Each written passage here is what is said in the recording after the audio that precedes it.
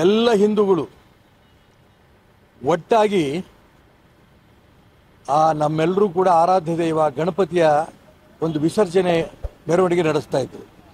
ಅಂಥ ಸಂದರ್ಭದಲ್ಲಿ ಪಾಕಿಸ್ತಾನದ ಮನಸ್ಥಿತಿಯಂತೆ ಇರುವಂತಹ ಅನೇಕ ರಾಷ್ಟ್ರದ್ರೋಹಿ ಮುಸಲ್ಮಾನರು ಮಸೀದಿ ಎದುರುಗಡೆ ಗಣಪತಿ ಹೋಗೋದಕ್ಕೆ ನಾವು ಅವಕಾಶ ಕೊಡಲ್ಲ, ಅಲ್ಲಿ ಡೊಳ್ಳು ಹೊಡಿಬಾರ್ದು, ಅಲ್ಲಿ ಯಾವುದೇ ಮಂಗಳವಾದ್ಯ ಬಾರಿಸಬಾರ್ದು ಅಂತ ರೂಪದಲ್ಲಿ ಅಲ್ಲಿ ಮೇಲೆ ಕಲ್ಲೆಸ್ತಿದ್ದಾರೆ, ಕೃತಕ ಬಾಂಬ್ ಬೇಯಿಸ್ತಿದ್ದಾರೆ. ಈ ರೀತಿ ಅನೇಕ ರಾಷ್ಟ್ರದ್ರೋಹಿ ಕೃತ್ಯವನ್ನು ಮಾಡಿದ್ದಾರೆ.